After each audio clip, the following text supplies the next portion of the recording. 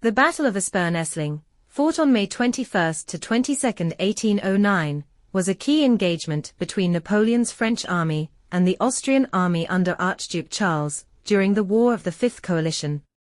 This battle, which took place near the villages of Aspern and Essling, modern-day Austria, marked one of Napoleon's rare defeats and had significant consequences for both sides. In 1809, Austria, hoping to exploit Napoleon's engagement in Spain and his seemingly stretched military forces, declared war on France. Under the leadership of Archduke Charles, the Austrians sought to challenge Napoleon in the Danube region, where they believed the French would be vulnerable. Napoleon's aim was to cross the Danube and deliver a decisive blow to the Austrian forces, thereby ending the war swiftly. Napoleon advanced towards Vienna, forcing the Austrians to retreat. Once in control of the city, he sought to cross the Danube to engage Archduke Charles. However, crossing such a large river posed logistical challenges. Napoleon's engineers hastily constructed pontoon bridges across the Danube, but due to high water levels and strong currents, these bridges were unstable. Nevertheless, on May 20, 1809, Napoleon began moving his army across the river. On May 21, Napoleon's forces had crossed the river and began fortifying positions in and around the villages of Aspern and Essling.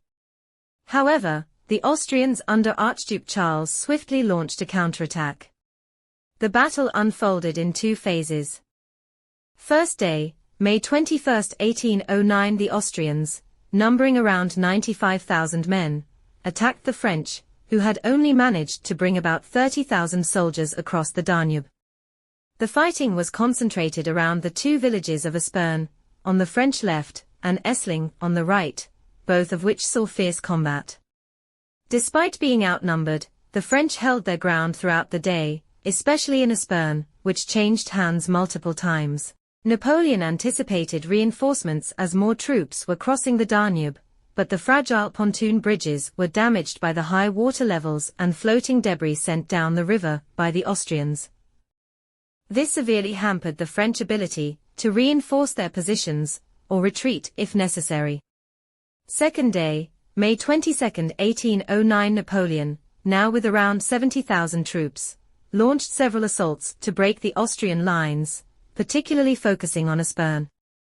However, Archduke Charles's forces held firm. By midday, both sides were exhausted, and the French, unable to receive further reinforcements or supplies due to the destroyed bridges, were in a precarious situation.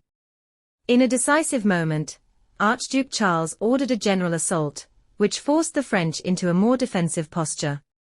Essling, defended by the French Marshal Jean Lannes, became the focal point of the battle.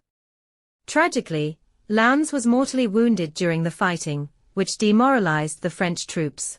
By the end of the day, Napoleon recognized the unsustainability of his position and ordered a retreat back across the Danube. The battle ended in a tactical Austrian victory, marking the first significant defeat of Napoleon in his career.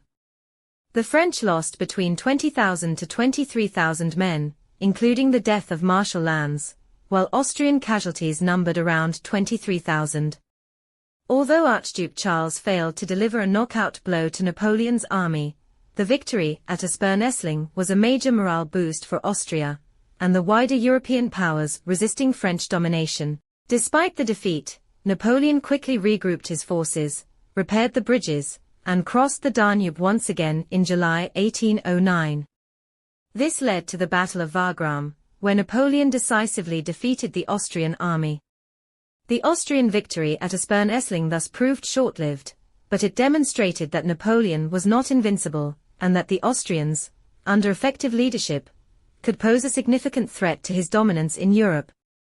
The Battle of Aspern-Essling is remembered as one of Napoleon's few defeats, and a testament to Archduke Charles's capable leadership. The French failure to secure their crossing of the Danube revealed the vulnerability of even Napoleon's seasoned army to logistical difficulties and well-executed counterattacks.